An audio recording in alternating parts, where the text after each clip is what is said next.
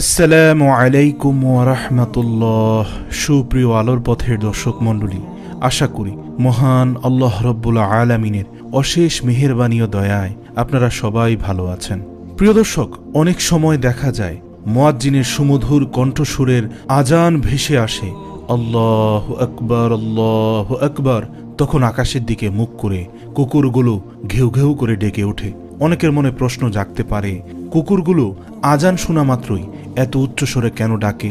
এছাড়াও অনেকের মনে প্রশ্ন জাগতে পারে, রাতে কুকুরগুলো কেন ডাকে? কেননা আমরা অনেক সময় দেখি যে মধ্যরাতে বা রাতের যে কোনো সময়ে হঠাৎ দেখা যায় যে কুকুরগুলো আকাশের দিকে এমনভাবে তাকিয়ে আছে যেন কোনো কিছু দেখছে। সেদিকে তাকিয়ে কুকুরগুলো কান্নার মতো শব্দ করছে।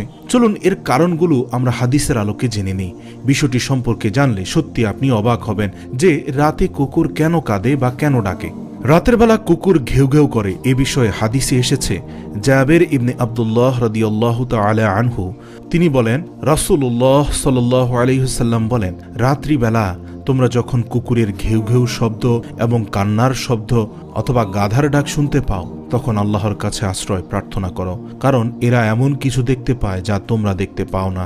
রাতের বেলা তোমরা আল্লাহর নাম স্মরণ করে ঘরের দরজাসমূহ বন্ধ করো, কারণ আল্লাহর নাম স্মরণ করে বন্ধকৃত দরজা শয়তান খুলতে পারে না। তোমরা কলসিগুলোর মুখ ঢেকে দাও, মস্কের অর্থাৎ চামড়ার তৈরি পানির পাত্র মুখ বেঁধে দাও এবং পাত্রগুলো উপর করে রেখে দাও। আবু দাউদ হাদিস নম্বর 1246। সুপ্রিয় দর্শক, তাহলে হাদিস দ্বারা বুঝতে পারলাম রাসূলুল্লাহ সাল্লাল্লাহু আলাইহি ওয়াসাল্লাম বলেছেন, কুকুর যা দেখতে পায় মানুষ তা দেখতে পায় না। কুকুর শয়তানকে দেখতে পায়, এজন্যই পরক্ষণেই বলেছেন অবশ্যই রাতের বেলা তোমাদের দরজাসমূহ বন্ধ করে দাও বিসমিল্লাহ বলে। এর অর্থ হচ্ছে কুকুর তখনই ডাকে যখন সে শয়তানকে দেখতে পায়। বা এমনও হতে পারে যে কোনো ব্যক্তির কবরের আযাব হতে থাকলেও কুকুর দেখতে পায় ও শুনতে পায়।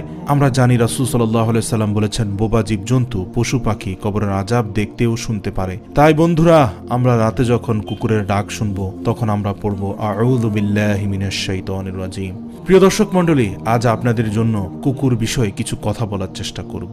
আমাদের দেশে যত জানোয়ার আছে তার মধ্যে নিকৃষ্ট মানের জানোয়ার হচ্ছে কুকুর আর শূকর। আমরা তো কুকুর দেখলেই লাথি দিয়ে দূরে সরিয়ে দেই এবং তাদের দেখলেই জুতা ছুঁড়ে মারতে ইচ্ছে করে। অথচ কুকুরের একটি ইতিহাস আছে যা হায়াতুল হাইবার নামক কিতাবে লেখা হয়েছে। আল্লাহর একজন বান্দা একদিন কোথাও যাওয়ার উদ্দেশ্যে রওনা হলেন। যেতে যেতে কিছু দূর যাওয়ার পর সে ব্যক্তি পথের ধারে একটি সুউচ্চ ভবন দেখতে পেলেন যা সে কখনোই দেখেননি। অনেক পুরাতন একটি বিল্ডিং, যা প্রায় 2 থেকে 400 বছর আগে। আমাদের দেশের প্রতিটি মানুষেরই সবকিছুতেই নতুন পছন্দ। আমরা সবাই জুতা বা কাপড় কিনতে গেলে আমরা আগে জিজ্ঞেস করি নতুন কি এসেছে, কিন্তু স্মৃতির অ্যালবামে কেউ নতুন কিছু রাখে না, মানুষ পুরাতনটাই রাখে। তো সেই ব্যক্তিটি পুরাতন বিল্ডিংটাকে ঘুরে ঘুরে দেখতে লাগলো। হঠাৎ তার চোখে পড়লো একটি শিলালিপির দিকে, যেখানে খোদাই করে লেখা আছে, এই বিল্ডিং তৈরির ইতিহাস জানতে হলে অমুক গ্রামে যেতে হবে। এটি দেখে সেই ব্যক্তির মনে কৌতূহল আরো বৃদ্ধি পেল। সে উক্ত গ্রামের খোঁজে যেতে যেতে 2-3 কিলোমিটার চলে গেল। তারপর একটি গ্রামের কাছে গিয়ে একজন ব্যক্তিকে গ্রামের নাম জিজ্ঞাসা করলো এবং শিলালিপিতে লেখা গ্রামের সাথে মিলে গেল। তারপর আল্লাহর সেই বান্দা লোকটি থেকে পুরাতন সেই বিল্ডিং এর ইতিহাস জানতে চাইল। লোকটি বললেন, জন্মের পর থেকেই সবাই এভাবে বিল্ডিংটি দেখেছে, এর ইতিহাস সম্পর্কে কারোই সুস্পষ্ট কিছুই জানা নেই। এমনকি আরো কিছু সংখ্যক মানুষকে জিজ্ঞেস করা হলো এবং তারাও একই কথা বললেন। তারপর সেই ব্যক্তি মন খারাপ করে চলে আসছিল এবং ভাবছিল, খোদাই করে কি তাহলে মিথ্যা কথা লেখা আছে? ভাবতে ভাবতে যখন গ্রামের শেষ প্রান্তে চলে আসলো, তখন তিনি একজন বৃদ্ধাকে দেখতে পেলেন। বয়সের ভারে বৃদ্ধার মাথা 3টে হয়ে গেছে, অর্থাৎ বয়সের ভারে ঝুঁকে বসে থাকতে থাকতে হাঁটু সহ 3টা মাথা মনে হয়। এখনকার যুগে এই সকল বৃদ্ধাদের খুব একটা দেখা যায় না, কারণ এখন মানুষ 35 থেকে 60 বছরের মধ্যে ডিজিটাল যুগে ডিজিটাল প্রযুক্তির মাধ্যমেই বেশি মারা যায়। যেমন স্বামী স্ত্রীর থেকে পানি চাইলেন, স্ত্রী পানি নিয়ে আসতে আসতে শোনা যায় বাইক অ্যাক্সিডেন্টে স্বামী আর দুনিয়াতে নেই। আর আগের যুগের বৃদ্ধা মানুষ অসুস্থ 7-8 দিন পর্যন্ত বিছানায় থেকে মারা যাবে বলতে বলতেও আরো 2 থেকে 3 ঘন্টা বেঁচে থাকতো।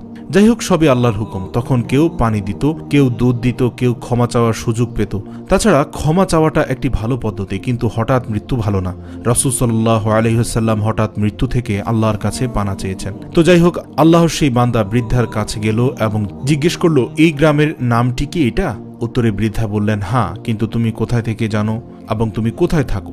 উত্তরে ব্যক্তিটি বললেন, আমার বাড়ি অনেক দূর, আমি অমুক রাস্তায় সেই মাথায় একটি বিল্ডিং দেখতে পেলাম যেখানে লেখা ছিল বিল্ডিং এর ইতিহাস জানতে হলে এই গ্রামে আসতে, কিন্তু প্রায় 40 জনকে জিজ্ঞেস করলাম, কেউ জানে না। বৃদ্ধা লোকটি মুচকি হাসি দিয়ে বললেন, তুমি কাদের জিজ্ঞাসা করেছ? উত্তরে ব্যক্তিটি বললেন, যুবকদের। বৃদ্ধা বললেন, তারা কিভাবে বলবে? আমার বয়স 200 বছর পার হয়ে গেছে, আমি তো নিজেই বিল্ডিং এর তৈরি দেখিনি, শুনেছি আমার দাদার কাছে। বৃদ্ধার কথা শুনে যুবকের মনে স্বস্তি ফিরে আসলো। যুবক ইতিহাস জানতে চাইলে বৃদ্ধা তাকে কাছে টেনে নিয়ে বলতে লাগলেন, এই রাস্তা দিয়ে আসার সময় যত গ্রাম মহল্লা জমি জামা তুমি দেখছো, সব জমি জামার মালিক ছিল একজন জমিদার। সেই জমিদারের অনেক চাকর বাকর ছিল, খাদেমের কোনো অভাব ছিল না। তবে জমিদারের স্মরণীয় বস্তুর ভিতর ছিল একটি পালিত কুকুর। কুকুরটি জমিদারকে সাংঘাতিক মহাব্বত করত। এক মুহূর্তের জন্য কুকুর জমিদারকে ছেড়ে যেত না। জমিদার যখন গোসল করত তখন কুকুরটি জমিদারের কাপড় পাহারা দিত। জমিদার যখন বাথরুমে যেত কুকুরটি বাথরুমের দরজার সামনে দাঁড়িয়ে থাকতো, এবং জমিদার যখন ঘুমাতে যেত তখন কুকুরটি তার ঘরের আশপাশ পাহারা দিত।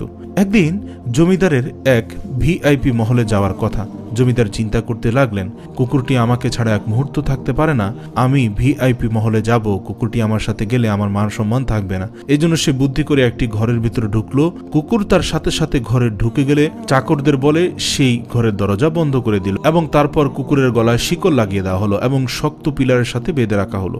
তারপর জমিদার বাবুর্চিকে বলল, আমি এক ভিআইপি মিটিং এ যাচ্ছি এবং আমি বাহিরে খাবার পছন্দ করি না, তাই আমার জন্য কিছু আইটেম খাবার রান্না করো। তারপর মালিক যখন চলে যেতে লাগলো তখন কুকুরটি তার মালিকের সাথে যেতে না পেরে লাফালাফি করতে লাগলো। মালিক যখন বহুদূর চলে গেল কুকুর তখন নিজেকে কন্ট্রোল করতে না পেরে বিকট আওয়াজে মালিককে ডাকতে লাগলো। কুকুরের ডাক শুনে প্রতিবেশীরা জমা হয়ে গেল এবং কিছু সময় ধরে কুকুরের কীর্তিকলাপগুলো দেখলো এবং কিছুক্ষণ পর যে যার কাজে চলে গেল। কিন্তু জমিদারের একজন বোবা কাজের মেয়ে কুকুরের কার্যকলাপ প্রত্যক্ষ করছিল।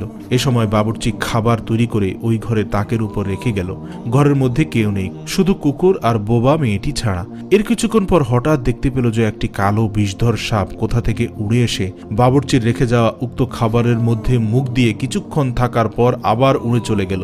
উক্ত ঘটনা কুকুর আর বোবা মেয়েটি ছাড়া আর কেউ দেখল না। মেয়েটি চিন্তা করলো, এখন যদি আমি এখান থেকে চলে যাই এবং মালিক এসে পাত্রে রাখা খাবার খেয়ে ফেলে তাহলে বিষক্রিয়ায় অবশ্যই মালিক মারা যাবেন। তাই কাজের মেয়েটি সেখানেই বসে রইল। কিছুক্ষণ পর মালিক আসলো এবং বোবা মেয়েটি কথা বলতে পারে না ঠিক, তারপর অঙ্গভঙ্গিমায় বোঝাতে চাইল, কিন্তু মালিক ওই পাত্রে রাখা খাবারে হাত দিবেন না, জীবন বিপন্ন হবে, এরকমটাই হয়তো বোঝাতে চাইছিল সেই বোবা মেয়েটি। কিন্তু যেহেতু কাজের মেয়ে তার উপরে আবার বোবা, তাই জমিদার কাজের মেয়ের কথাবার্তায় কর্ণপাত না করে নিজ গতিতে খাবারের কাছে গিয়ে খাবারে হাত দিল। যেই জমিদার পাত্রে হাত লাগালো অমনি শিকলে বন্দি কুকুরটি পাগলের মতো লাফালাফি করতে লাগলো। অতিরিক্ত পাগলামি করতে দেখে মালিক কুকুরটিকে ধমক দিল। অন্যান্য সময় মালিক একবার ধমক দিলে কুকুর নিয়ন্ত্রণে চলে আসে, কিন্তু আজ যতই ধমক দেয় কুকুর নিয়ন্ত্রণে আসে না। মালিক কুকুরের ভাষা বুঝল না। এক পর্যায়ে যখন মালিক পাত্রটি নিয়ে মাটিতে রাখলেন তখন কুকুরটি মাথা ছিঁড়ে যাওয়ার মতো অবস্থা করে ফেলল। কোন রকমে পা দিয়ে ঠেলে মালিকের সামনে রাখা কিছু খাবার সে মাটিতে ফেলে দিল।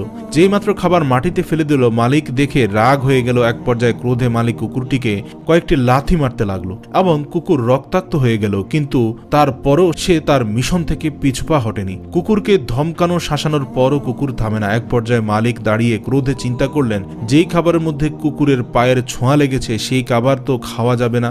কুকুর শুধু চিন্তা করেছে, যদি মালিক খাবারে মুখ দেয় তাহলে তো সে মালিককে আর বাঁচাতে পারবে না। কুকুর শুধু লাফালাফি করছে, মালিক যে তাকে লাথি মারছে, মালিক তার উপর অত্যাচার করছে, তার কর্মকাণ্ডে বিরক্ত, সেদিকে তার লক্ষ্য নেই। তাই মালিক চাকরদের বলল শিকল খুলে দিতে এবং তারা খুলে দিল। কুকুরের বাঁধন যখন খুলে দেওয়া হলো তৎক্ষণাৎ কুকুর খাবারে মুখ দিয়ে খাবার খেয়ে ফেলল।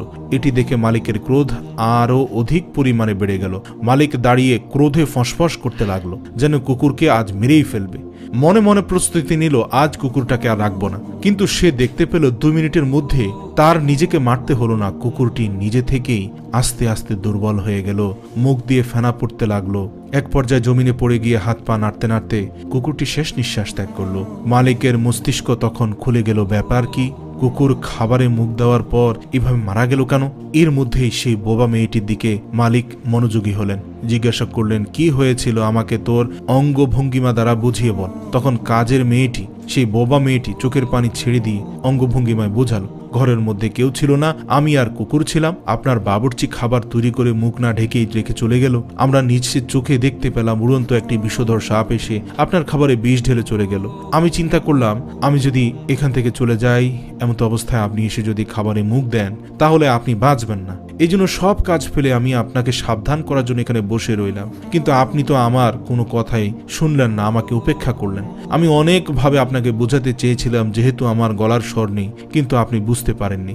এক পর্যায়ে যখন আপনি সেই বিষযুক্ত খাবারে হাত দিলেন, তখন আপনার সেই কুকুরটি নিজেকে নিয়ন্ত্রণ করতে পারছিল না। কুকুরটি বিভিন্নভাবে বোঝাতে চেয়েছে, মালিক ওখানে হাত দিয়েন না, ওখানে হাত দিয়েন না। তারপরও যখন আপনি খাওয়ার জন্য অগ্রসর হলেন, তখন কুকুরটি নিজের মাথা ছিঁড়ে যায় এমন অবস্থায় নিজের সাথে যুদ্ধ করে পায়ে ঠেলে কিছুটা খাবার ফেলে দিল। তারপর ওই কুকুরটি চিন্তা করলো, এখনো পাত্রের মধ্যে খাবার আছে, আমলিক খাবার, বিষাক্ত খাবার যদি খেয়ে ফেলে তাহলে মালিককে বাঁচানো যাবে না। কুকুরটি আপনাকে অনেক বোঝাতে চেয়েছিল, কিন্তু আপনি বুঝলেন না, তাই কুকুরটি নিজের জীবন দিয়ে বুঝিয়ে দিল, কিন্তু আপনার কোনো ক্ষতি সে হতে দিল না।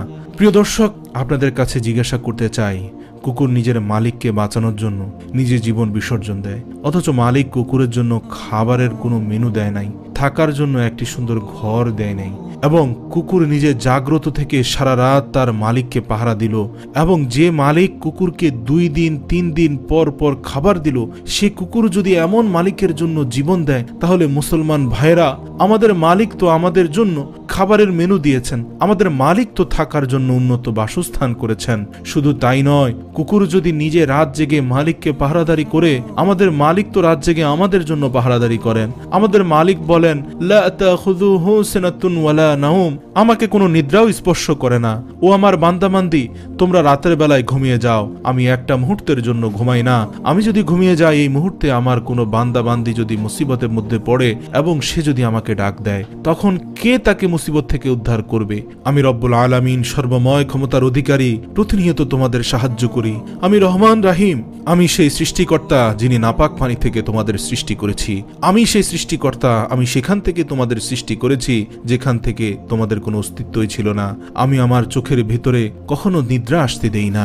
যে রব্বুল আলামিন আমাদের সহযোগিতার জন্য, আমাদের ভালোবাসায় সারা রাত দিন জেগে রইলেন, এমনই রহমান রহিম রব থেকে আমরা দূরে সরে গেলাম।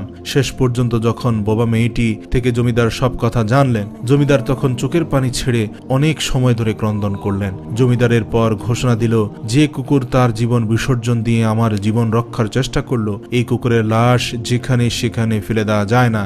যত কোটি টাকা লাগে তার স্মৃতিচারণের জন্য রাস্তার ধারে একটি বিল্ডিং বানিয়ে দাও। এই বিল্ডিং এর ভেতরে কুকুরকে দাফন করা হবে, যাতে করে 100 বছর পর্যন্ত প্রভু ভক্ত কুকুরের স্মৃতি দুনিয়ায় টিকে থাকে। প্রিয় দর্শক, কুকুরের মালিক তো কুকুরের জন্য বিল্ডিং বানিয়েছেন, আমাদের মালিককে বাঁচানোর জন্য আমাদের জীবন দিতে হবে না। মালিকের দিন দুনিয়াতে টিকে রাখার জন্য প্রয়োজন হলে জীবন দিতে হবে, কিন্তু আমরা তো উদাসীন রয়ে গিয়েছি। আল্লাহ রব্বুল আলামিন আজকের এই পূর্ণ ঘটনাটি শুনে প্রত্যেকটি ভাই এবং বোনকে উপলব্ধি করে, এ থেকে শিক্ষা গ্রহণ করে জীবনের শেষ মুহূর্তটি পর্যন্ত রব্বিজুল জালালি ওয়াল ইকরাম এর উপর কৃতজ্ঞ আপাত মস্তক নত করে রাখার তৌফিক দান করুক। হে রব্বুল আলামিন, প্রতিনিয়ত যেন আমার ঘাড় আপনার নিকট নত থাকে। হে রব্বুল আলামিন, প্রতিনিয়ত যেন আমি আপনার শুকরগুজার বান্দাদের অন্তর্ভুক্ত হতে পারি। হে আল্লাহ, আপনি আপনার কৃতজ্ঞদের মাঝে আমাকে কবুল করে নিন, আমাদের সবাইকে কবুল করে নিন। আমিন। ওয়া আখির দাওয়ানা আনিল হামদুলিল্লাহি রাব্বিল আলামিন।